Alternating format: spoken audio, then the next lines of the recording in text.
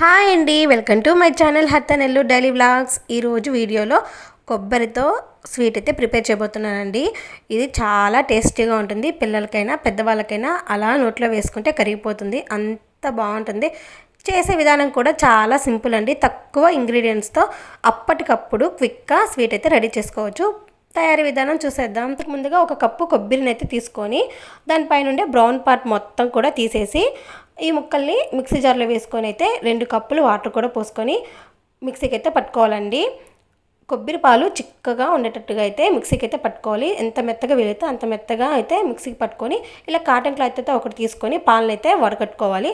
ఇలా చిక్కగా ఉండాలండి కొబ్బరి పాలు అయితే, అప్పుడే స్వీట్ బాగుంటుంది. ఇలా కొబ్బరి పాలను తీసుకున్న తర్వాత అందులోనే 2.5 స్పూను కార్న్ఫ్లోర్ పొడి అయితే తీసుకుంటున్నాను. కొబ్బరి పాలు ఎన్నైతే తీసుకుంటామో దాన్ని బట్టి కార్న్ఫ్లోర్ పొడి అయితే యాడ్ చేసుకోవాలి. నాకైతే ఒక 2.5 కప్పు వరకు పాలు అయితే వచ్చాయండి. దాంట్లోకి అయితే 2.5 స్పూన్ కార్న్ఫ్లోర్ పొడి అయితే యాడ్ చేసుకున్నాను.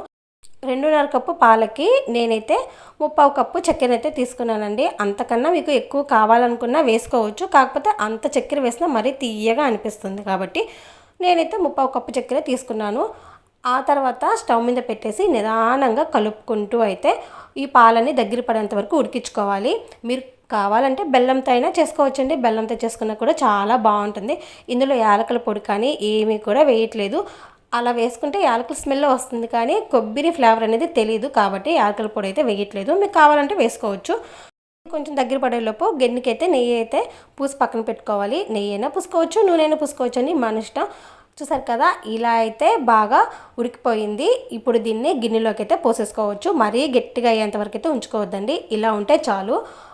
ఇలా గిన్నెలో పోసేసుకొని ఒక హాఫ్ అన్ అవర్ చల్లారిన తర్వాత ఒక 1 అవర్ వరకు ఫ్రిడ్జ్లో అయితే పెట్టుకోవాలి. ఆ తర్వాత తీసి చూస్తే ఇలాగా గట్టిగా అయిపోతుందండి, జెల్లీలాగా. బౌల్ తిప్పేసుకుంటే ఈజీగా ఊడొచ్చేస్తుంది. రాకపోతే ఊరికే చాకుతో అలా అనేసి బౌల్ వేసుకుంటే ఊరికే ఊడొచ్చేస్తుందండి. నెయ్యి పూసాం కదా, అందుకని త్వరగానే ఊడొచ్చేస్తుంది.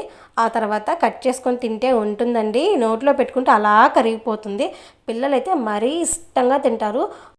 పిల్లలకి పెట్టాలి అనుకుంటే బెల్లంతో అయినా చేసుకోవచ్చండి. బెల్లంతో చేసుకునే చాలా బాగుంటుంది. చూసారా, వీడియో మీకు నచ్చినట్లయితే నా ఛానల్ సబ్స్క్రైబ్ చేసుకోండి, లైక్ చేయండి, షేర్ చేయండి, కామెంట్ చేయండి.